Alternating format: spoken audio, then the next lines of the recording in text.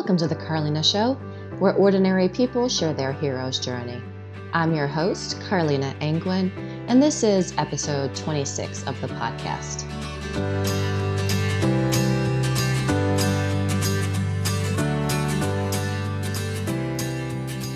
Today on the show, we have Tiffiany Portacio.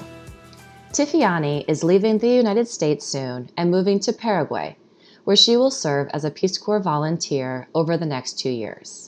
This topic is special to me because nearly 18 years ago, I found myself at this stage in the Peace Corps journey, about to cross the threshold from my ordinary world to a world that was unfamiliar to me.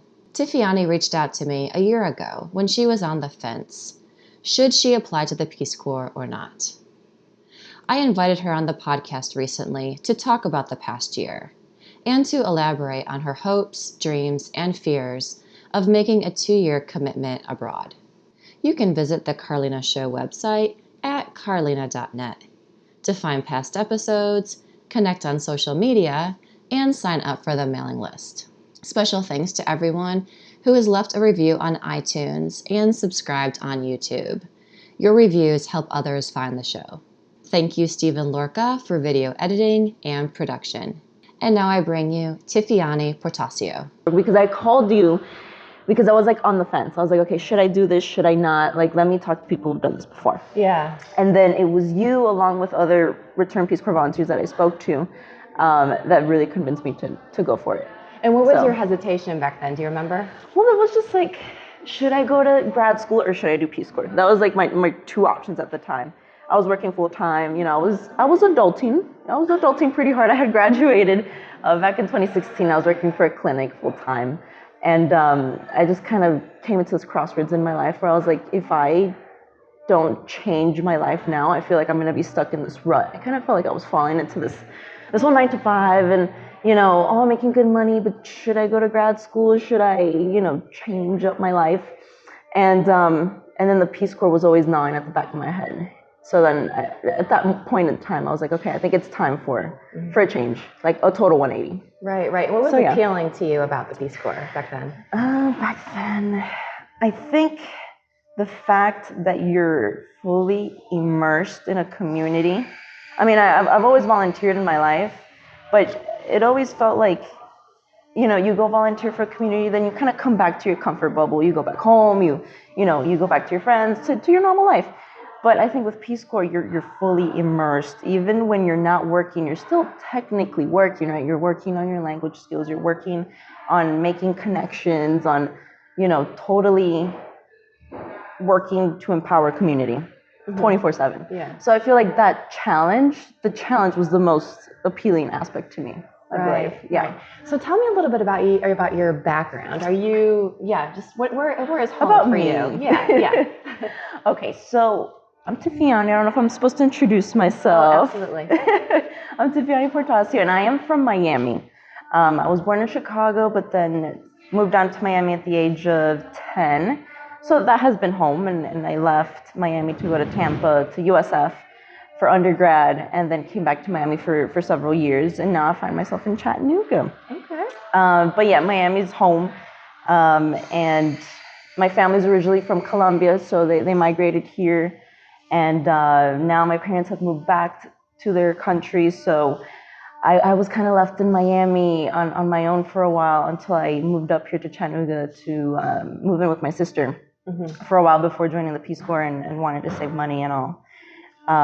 So home now is Colombia, I guess, where my family is at. But Miami will always have a piece of my heart. Okay. Yeah. So we spoke about, it was about a year ago. I remember that call.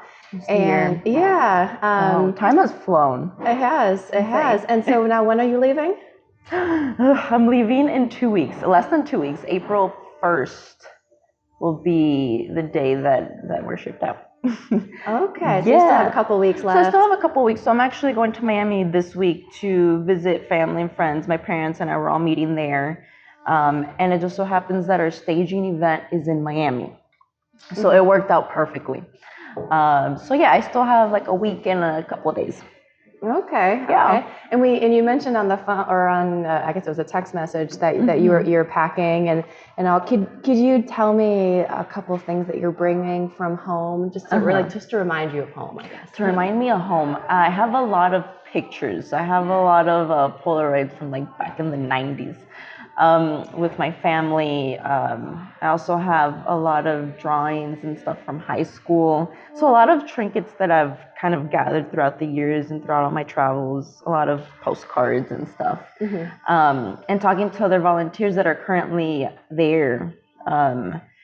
In Paraguay are saying to bring, copies of family pictures to share with your host families. So I have a bunch of pictures that I'm taking with me, especially since, I kind of do photography on the side. I really do value the meaning of pictures and carrying and capturing moments of your life that are very special. So that's the most important, kind of trinket that I'm taking. Besides that, packing for 2 years is probably one of the most difficult feats that I've done lately. Just cleansing and taking out things like, is it worth keeping this? Is it not? So yeah, I don't know. How did you do it? How did I do Right. it? Oh gosh. Well, yeah, I don't want to make this about me, but I was in the same place as you about 17 years ago now. It's 2001, or September 2001 that I left. And I think I brought a lot of stuff that I probably shouldn't have. I brought like shampoo and conditioner because I thought, well, I didn't realize that they actually had shampoo and conditioner in Panama, so I could have, saved some weight. And then I remember right before I was getting ready to leave, my mom just like brought all these little angels that she had made and ornaments, and she tried to stuff every crevice of my suitcase so that I could have little memories of her. So you can give them out. So tell me, what are some of your fears? Ooh, that's a good question. So the normal fears, I guess, of acclimating to something new. Although, the country that I'm going to is Latin American, and, I do come from the Latin American background, and I've traveled a lot in Latin America, so I'm familiar to the lifestyle. But actually, living in it and going from the fast-paced life that we have here in the U.S. to a more, I guess, laid-back lifestyle. I'm always on the go, and I think taking a step back, it'll probably be difficult for me, knowing my personality, but it will be a good balance. Learning a new language, I need to learn an indigenous language that they speak in Paraguay. It's called Guarani. And improving my Spanish. I know my Spanish right now isn't all the best. So really going through intensive training the first 3 months and honing those skills is probably the most apprehensive. But besides that, I was actually talking to my sister about it the other day. I'm scared of what I'll miss out here, like family events or friends, or if people are going to get married, or if people are having children. You won't be there for those very special moments in people's lives, but all the people that I care for really understand that this is something that I've been wanting to pursue for a while.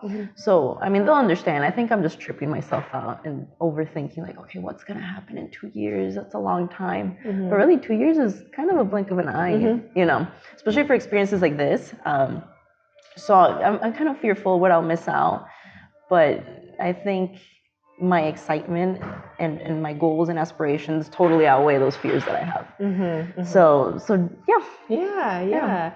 And where do you see yourself in 2 years? So what would you like to say to the you 2 years from now? Oh my God, this is tripping me out. A letter to my future self. I think in 2 years I'd see myself. The idea now is to come back and probably apply for grad school and use this experience that I gathered to really narrow down a track of what is it that I want as a career. Probably apply for the Coverdale Fellowship that's provided by the Peace Corps for certain universities or partner universities, and promote the Peace Corps mission. Maybe if I like it so much, I'd probably love to extend it for another year. I know that's an option. Study abroad or go to grad school abroad or continue a career abroad.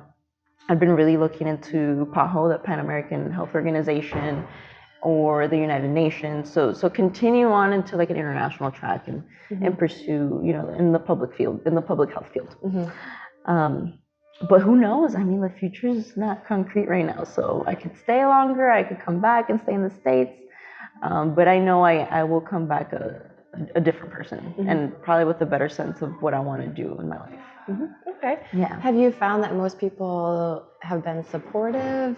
Very. Is there anyone have you experienced a situation where someone wasn't supportive? I think the people that know me the best know that this is me, right? They're like, oh, of course you're gonna do this. This is so Tiffiany, you know. You're gonna go out there and challenge yourself. And my close family and friends have been very, very supportive. My parents as well, although they tend to be a little bit apprehensive as parents can be for their safety of their kids, and you know, we're not going to see you in, you know, a couple of months or years, or you know, whenever I decide to visit them.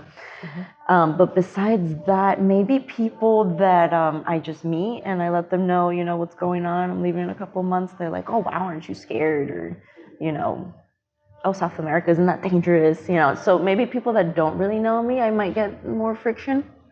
But besides that, everyone that's very close to me is very supportive. So I'm very grateful for that. I think it'd be really difficult maybe dealing with friends and family that wouldn't be supportive, that might dissuade you from even pursuing Peace Corps. So I'm very glad that I'm in the positive end of that. Okay.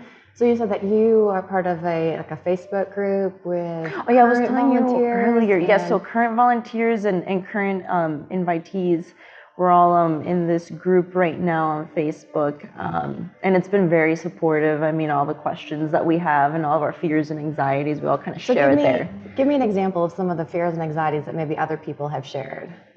I've seen people. Well, a lot of the language, right?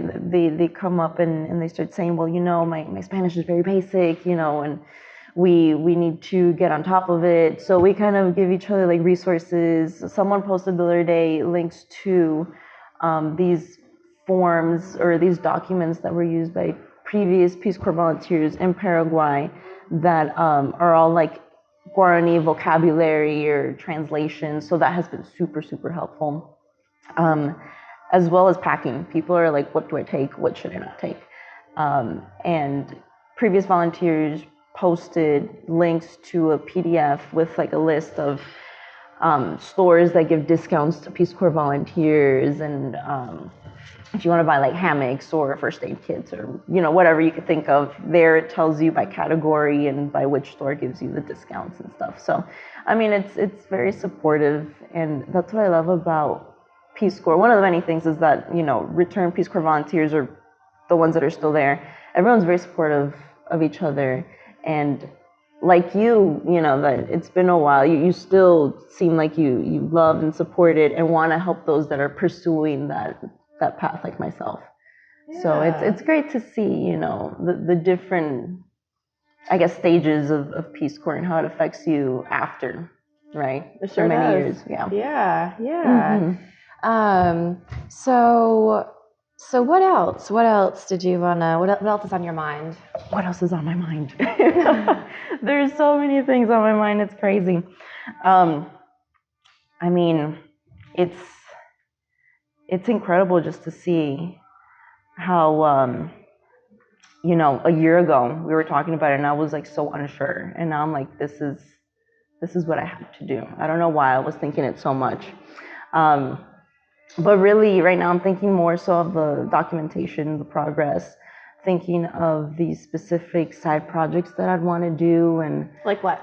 I was thinking maybe doing a side project with, or concentrating with empowering females and building or skill building and financial literacy or microloans, and maybe, you know, create something on the side that could be sustainable, like a program to bring in professionals and teach people about skills that they could use in the future and really empower females specifically.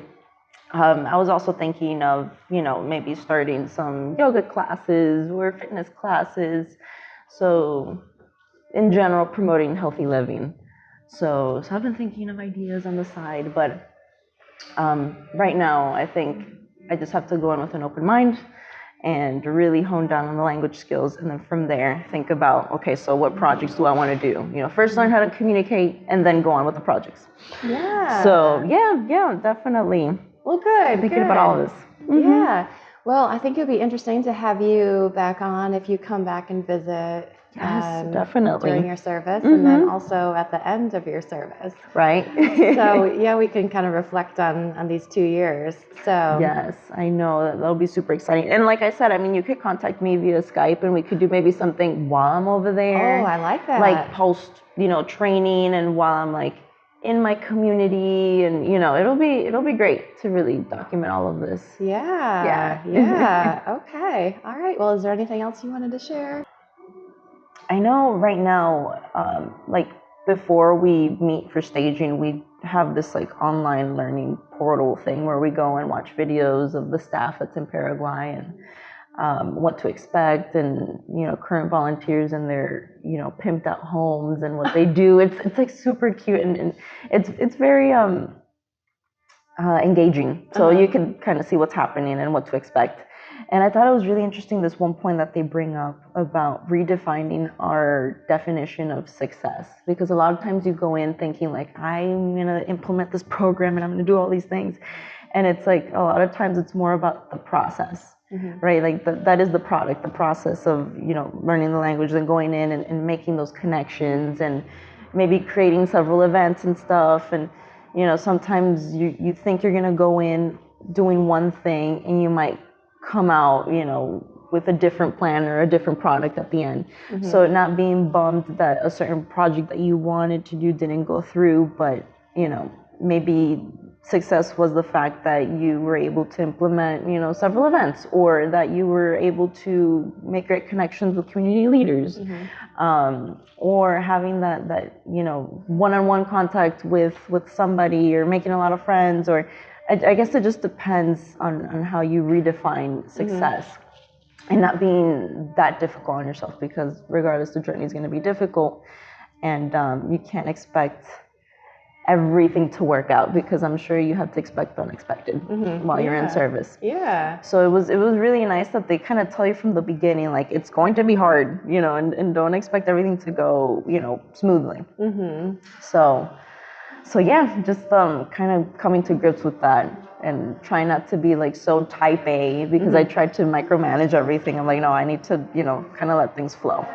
Yeah. So do they tell you about anything about staging or training or anything that you can expect? Well, for staging in Miami, they kind of do give you like a brief rundown on what's going to happen. And then for the first can you give me like an example? I have to go back to emails and okay, see. that's okay. But I know we're going to check in, and then, introductions and break the ice. I mean, there's going to be, I think, 2 groups meeting in Miami. It'll be my group with the community health leaders, and then the other group is community economic development, something like that. So these 2 cohorts are coming together. And then once we get to Paraguay, then I think the first week is like interviews to see which host families you would, mesh well with, and see where they could put you. Then language training, I think like 5 hours a day, something like that. Then doing tours of the area and where most likely you'll be stationed. I think that's briefly how it'd be, but I forgot the specifics right now. And you're a community health? Community health volunteer. So what would that mean? So that would entail working with community clinics or health posts, and work, I think specifically the one that I applied for was for working with youth specifically, to teach them about sexual health and STD and STI education, and teaching them about healthy living. So a lot of people end up working at organizations, let's say, to promote maternal and child health, or to educate people about chronic diseases. So it just depends on the needs of that specific community. So right now I don't know which community I'll be in. So once I'm there and I'm, acclimating and getting to see their needs, then from there, I guess it'll be decided what niche I'll be in. Yeah. So it's exciting. Yeah. Scary but exciting. Yeah. Yeah. Well, I'm excited for maybe mid-service catch-up and then post-service catch-up. I think it'll be super interesting to mesh all three of them and see, you know, the progress. And thank you for having me on your podcast and thinking of me and how our, you know, our Peace Corps experiences kind of, you know, linked us up together. So this is really interesting. I'm very excited and look forward to seeing all this. Yeah, and it's been fun to get to know you and kind of walk through this journey with you, even though we only see each other like every 4 months or so. I know. But like I feel like when we catch up, it's fruitful. Yes. So yeah, Definitely fruitful. Full of fruit. Yes. Full of fruit. It's that fruit season.